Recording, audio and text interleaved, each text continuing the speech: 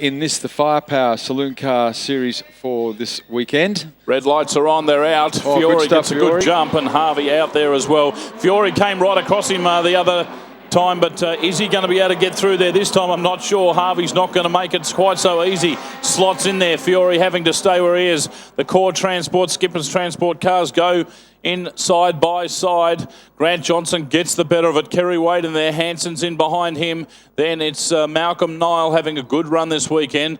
Panizzi in there as well. Jeff Watts and Johnny Borich as they come up towards Peter Shea. Yes, and it's still Harvey in 72 leads him from Fiore in car one. Number 11, Grant Johnson. That's the top three. 16, Kerry Wade. So we'll keep an eye on Kerry to see whether he can improve on previous performance. But I tell you what, Fiore's putting a lot of pressure on our race leader, Harvey. Harvey goes wide at Kolb Corner, hangs it in there, and they all try and go with him. But Harvey's got some good exit speed in that 72 car as they come up over the top of the hill. So we've got Harvey. But look at the pace that Fiore's got. He pulls right up alongside him just about as they head down in towards Ford Fast Break. Well, they come down to Ford Brass Break side by side. It's still Clint Harvey. Here comes the Skippers Racing Team cars. Oh, Fiore gets bundled out of the way. He's on the wrong side of the ripple strip, but he comes back. Whoa, that's going to be an interesting one. It's still Clint Harvey. Fiore back up into second from Johnson, and Kerry Wade pushing down the inside. How's it going to come out the other side of Cat Corner? Looks like Kerry Wade getting up into second place. Luke Hanson in there as well. Fiore's been bundled back. It's almost three wide up through the BRDSs. Malcolm Nile changing. Fiore fights back, gets past two cars. Both the Johnson and Luke Hanson car, put himself back in third place. Geez, I'll tell you what, that was very close, but very exciting racing. And very tight, Rob, as they head across the sweeper. And it's number 11, Johnson's been slotted back to fourth. Luke Hanson now is really badgering the back of Johnson's car. Number 11, Johnson tries to go down the inside of Fiore as they head in towards Kolb Corner. Cannot try and make it stick. He's going to have another go at him on the exit, but Fiore's got some good pace in the number 1 car. And in the meantime, it's starting to get away as Harvey gets away. Wade's going to try and chase him down as they head down in towards Ford Fast Break Corner. Certainly no shortage of horsepower from that Fiore car. It certainly gets up on boogies, but Harvey well out in front of this stage.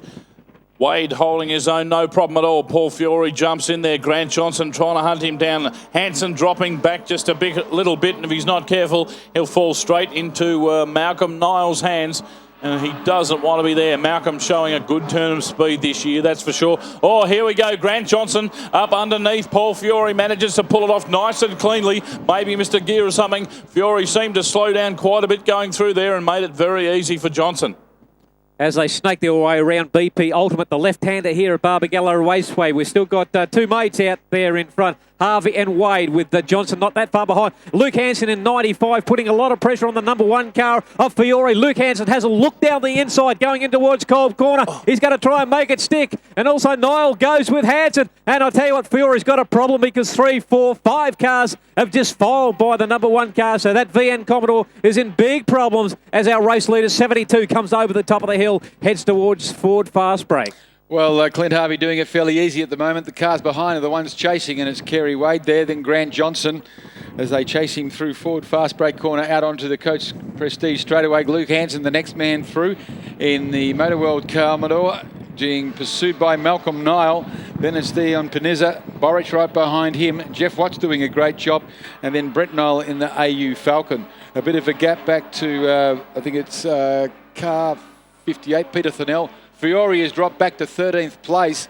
Behind him comes Darren Slaboz in 888 in the AU Falcon. Rick Gillen 51 in 15th place, and Ken Coppert in car 32 in 16th place. So that's the running order of the field as they're back up with you, Peter. Yeah, they head through the sweep, but the first 3 guys getting away. Malcolm Nile is just keeping out 95, Luke Hanson, as they head down in towards, once again, Kolb Corner. So the first 3 guys looking pretty comfortable. They've actually broken up a fair substantial gap to a 4th place driver.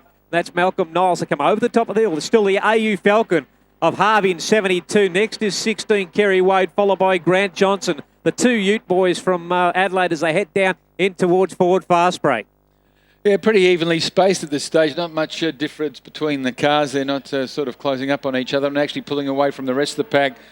Harvey, Wade and Johnson, and then gap back to Malcolm Nile, who's got past car 95, and then Panizza right behind him. A little bit more of a gap back to Johnny Borich. Jeff Watts doing a great job for his first weekend in the saloon cars. from Brett Nile, Alan Letcher. Tony James back in 11th place in car number 10 and getting ahead of his teammate there and Paul Fiore. Then Peter Thornell in car 58, Slaboz and Gill. That's the running order back to 15th place. As the car's just going through the sweeper now, and looks like it's Johnson now putting a lot of pressure on Wade as Johnson goes down the inside of 16, Kerry Wade, makes up one spot. So car 11, Johnson in the VT, gets up into second position. So we've got a good Ford and Commodore run at the moment at the front of the field. We've got the AU Falcon out in front and the two VT Commodores of Johnson and Wade not that far behind as they go down towards Ford fast break corner. Well, Harvey, a pretty good lead at this stage, but Johnson staying well in front of Wade at this stage as well. Oh, Johnson really sideways right through the corner. That slows his terminal speed, and that's going to give Wade all he needs, the invitation to go straight up the inside. 5 laps where still to run. So Kerry Wade goes down the inside. Gets away a bit. No, Grant Johnson has managed to get him back as they I just think Wade backed out, let him through because he was fighting down the outside. So I think Kerry backed out and let Grant through. Something on the track down in Cat Corner there too. Right in the middle of the track, there is something on the track. Don't know what it is. We see the debris flag out there and it's getting flipped around a bit. So not looking too good. Would look like one of those windscreen supports we'd seen on one of the cars yesterday. So cars just heading down now. Dean Panizza doing a pretty good job. Not that far behind Luke Hansen as they head down in towards Kolb Corner. So that's a good little battle that's raging. Malcolm Knowles starting to drop off. Luke Hansen in 95 as they come up over the top of the Tate straightaway. 72 the AU Falcon, still of Harvey. 11 the VT Commodore of Johnson. And 16 another VT Commodore of Kerry Wade in third position heading down in towards Ford fast break.